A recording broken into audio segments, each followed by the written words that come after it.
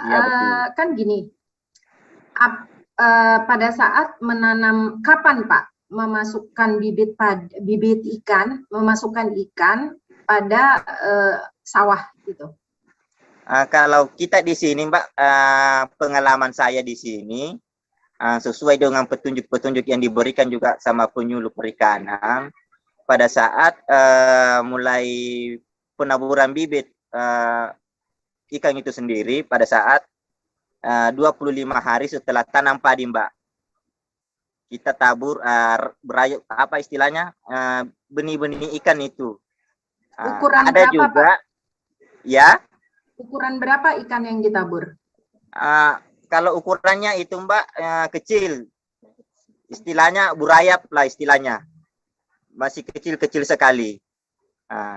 Kalau dari ikan nila itu sendiri. Tetapi kami sekarang ini, Mbak, kalau dari ikan nila, kebetulan selama COVID ini tidak ada bantuan dari Dinas Perikanan itu sendiri, bantuan berupa bibit ikan, maka kami alihkan untuk pengembangan budidaya ikan air tawar berupa ikan hias, ikan koi, ikan mas. Karena melihat dari banyaknya daya minat masyarakat terhadap budidaya ikan koi ini, maka kami pun mencoba untuk mengalihkan, karena sementara ini untuk mendapatkan bibit nila agak susah, terutama untuk mendapatkan bantuan dari Dinas Perikanan saat ini. Pak, selama ini sewaktu ikan nila itu dijual, Pak? Sebagian kita jual, Mbak. Ada juga kita konsumsi sendiri di kafe sawah. Oh, untuk hidangan makanan ya, Pak ya? Iya, betul. Oke, jadi sebagian masyarakat bisa juga pada saat mungkin ke kafe mereka bawa mentahnya gitu ya, beli ikannya gitu ya. Ikannya. Seperti itu. Ada juga yang kita siapkan untuk pengunjung, siapkan khusus untuk pengunjung untuk dikonsumsi di sini. Oke. Kemudian sekarang beralih ke ikan koi. Memang untuk mendapatkan benih ikan koi nggak susah? Kalau di daerah kami di sini, Mbak, jenis ikan koi itu agak mudah didapat bibitnya. Cuma harganya kalau kita mau beli agak mahal. Jadi kita kebetulan kami di sini juga sudah ada indukan lokal sudah bisa dipijahkan. Jadi setiap sudah tanam padi itu kita pindahkan indukannya ke sawah. Setelah bertelur kita angkat indukannya. Nanti setelah mau panen padi baru kita panen juga anakannya, begitu. Oke. Sementara nilai jual untuk ikan koi lebih mahal ya Pak ya dari ikan nila? Iya Mbak, betul.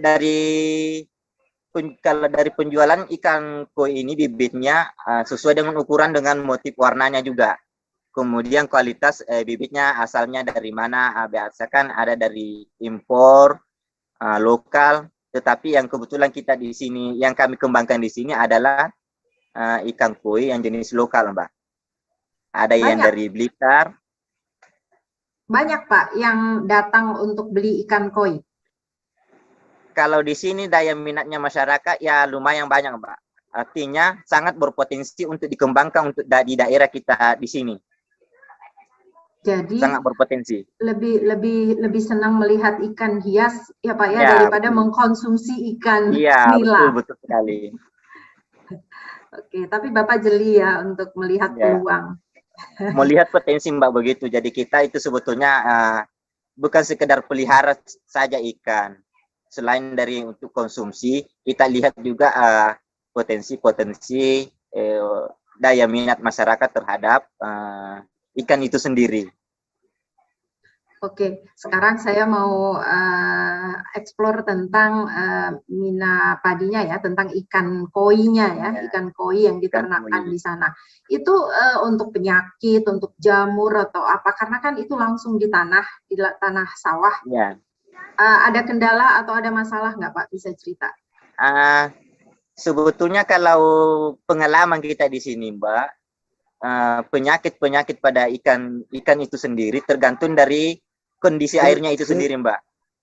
Kalau kondisi cuaca panas, air sedikit, biasanya itu kalau ikan koi, karena ikan koi ini sering sekali terkena penyakit, makanya tetap diganti airnya. Misalnya kalau sawah kan biasa dikeringkan pada saat pemupukan.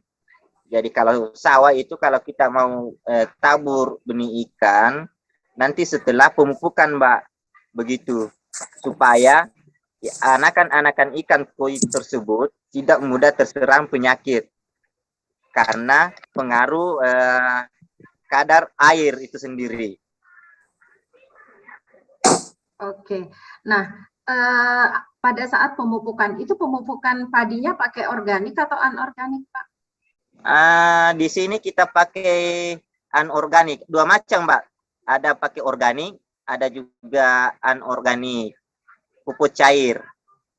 Oke, ketika pakai anorganik begitu tidak berbahaya atau tidak berpengaruh kepada ikan yang ditabur?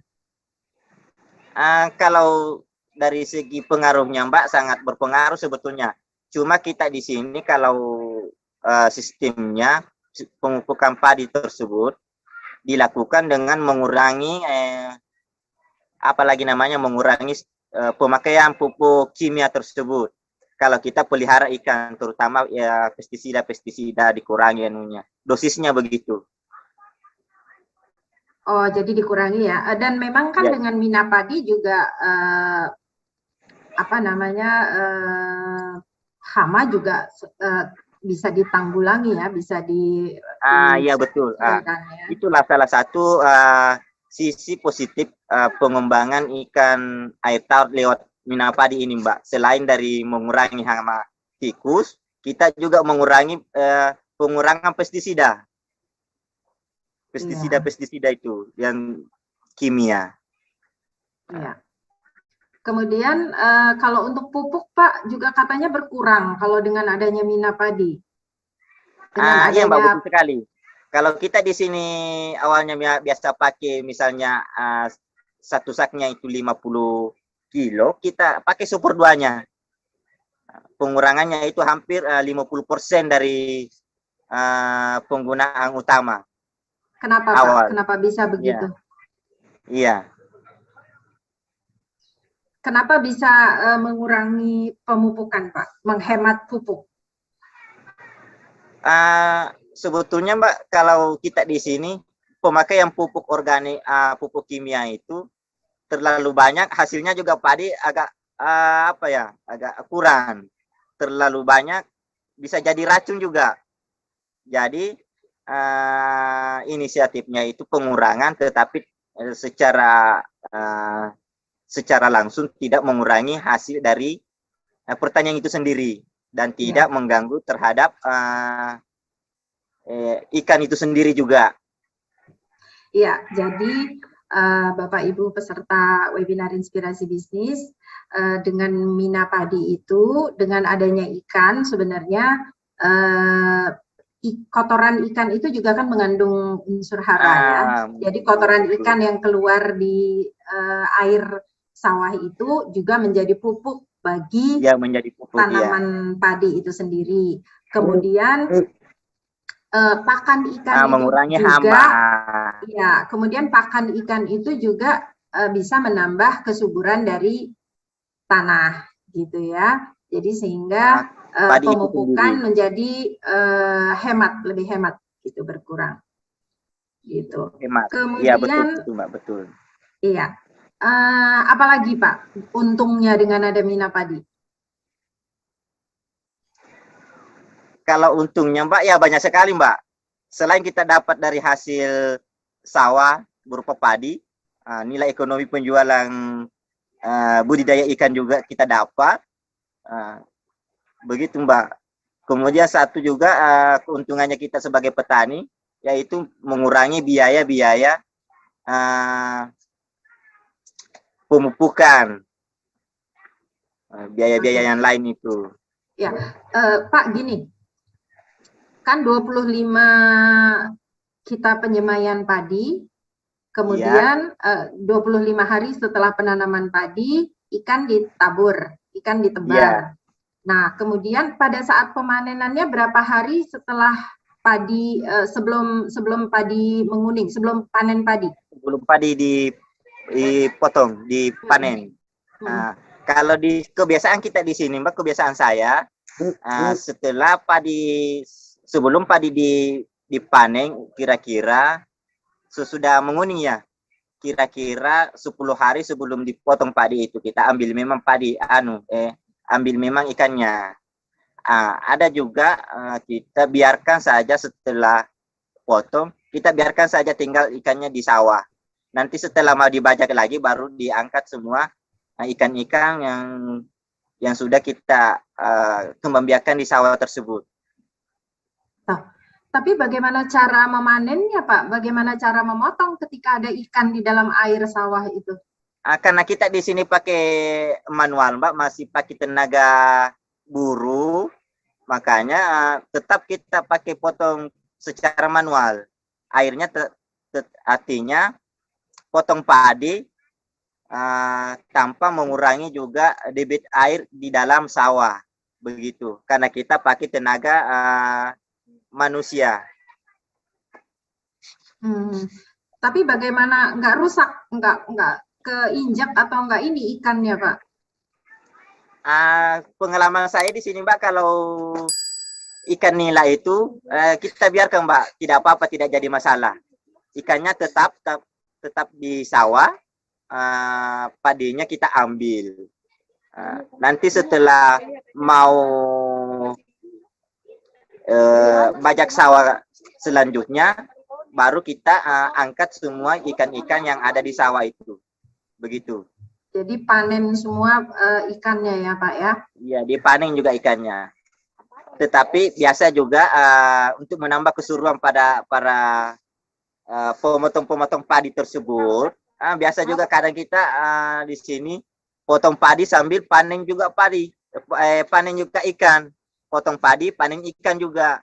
Itu menambah nilai keseruan tenaga-tenaga yang pemotong padi tersebut, Mbak. Bisa jadi sebuah upacara ya, Pak ya, upacara ya, begitu. panen Karena padi. kebetulan kita juga di sini jadi percontohan, banyak juga yang pengunjung-pengunjung itu tertarik untuk menangkap ikan, Mbak, pada saat potong padi, begitu. Oke, itu menjadi sebuah atraksi wisata ya, Pak ya? Iya, betul. Iya, sebuah atraksi wisata yang menarik itu. Menarik. Keseruan tersendiri. Menarik sekali, Mbak, menarik. Iya. Padinya di situ setahun berapa kali panen, Pak? Berapa kali tanam? Oke, mungkin Mas Darwis akan kembali. Jadi menarik sekali Bapak Ibu peserta webinar Inspirasi Bisnis hari ini. Tadi itu adalah Mas Darwis ya, usia 33 tahun dari Sulawesi Selatan, dari Kindang. Kindang ini ternyata saya browsing apa ya arti Kindang. Kindang itu ternyata itu nama dari ketika zaman Belanda, dari kingdom. Jadi sebuah kerajaan. Iya. Oh ya, sudah hadir lagi Mas Darwis. Oke. Ya, mohon Mbak, jaringan ini agak kurang mendukung. Iya, tadi sempat hilang suaranya. Iya. Nah, alhamdulillah sudah kembali lagi. Mas Darwis sangat menginspirasi ya. Apa yang Mas Darwis lakukan. Tadi saya ada pertanyaan, itu padinya setahun berapa kali panen, Pak? Kalau khusus di daerah kita di sini, Mbak, di Kecamatan Kindang Bulukumba ini, umur padi itu masuk 4 bulan. Jadi masa panen padi itu, waktu panen padi cuma 2 kali dalam 1 tahun. Karena umur padi di sini kita agak lumayan lama, begitu. Iya. 4 bulan sampai 5 bulan. Iya, saya hubungkan dengan wisata ya. Kalau tadi kita lihat begitu indah wisata, coba mungkin kita lihat video dulu nih. Kita lihat foto-fotonya dulu nih, diselingi dengan foto-foto ya, Mas Darwis ya. Silakan, Mbak, silakan.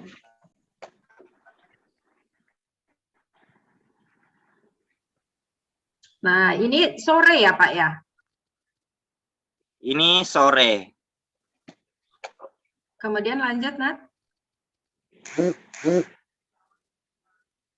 Nah, ini dia juragannya. Ownernya, Mbak. Ya, ya silakan lagi, Nat. Nah, ini ya Pak ya, ini ikan koi ini. Ini ikan koi. Koi ya, jadi pengunjung juga bisa menjadi ini ya, menjadi tempat hiburan ya buat mereka melihat ikan koi yang begitu indah-indah warnanya ya. Anak-anak itu pasti ingin langsung nyemplung gitu. Ya. Nah, ini sore hari ya. Coba ya, ini sore hari ya Pak ya. Sore. Iya, wah indah sekali. Tadi lihat videonya juga indah. Kemudian lanjut. Nah, ini ya, tempat orang berfoto-foto memang ya. Instagramable ini betul-betul. Itu indahnya langit. Waduh, Sulawesi Selatan top deh. Lanjut lagi. Luar biasa keren, Mbak. Iya, Indonesia memang sangat indah. Di semua tempat punya daya tarik sendiri. Oke, lagi. Selamat pagi, Mas Piri. Oke, siapa itu, Mas? Siapa Mas Darwis? Dari mana itu tadi yang disapa? Mas Piri, Mbak. Mas Piri enggak tahu di mana. Oh iya, tadi ada menyapa. Oke. Nah, jadi ini ya, ini kafe sawah. Mas, dari sawah Mas Darwis sendiri ini punya sendiri ya?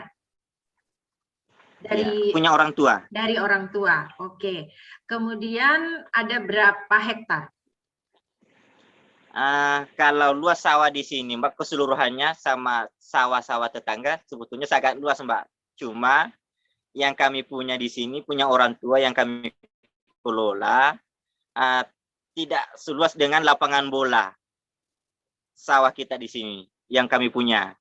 Lebih luas Jadi lapangan bola. Iya, tidak sampai 1 hektar ya. Oke. Tidak sampai 1 hektar, Mbak.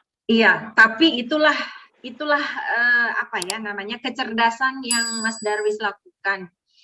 Dengan kecerdasan itu Mas Darwis melakukan inovasi-inovasi bagaimana kalau dengan lahan yang sekecil itu mungkin juga hasilnya juga tidak seberapa, tapi Iya, dengan betul, melakukan inovasi akhirnya bisa menambah pendapatan.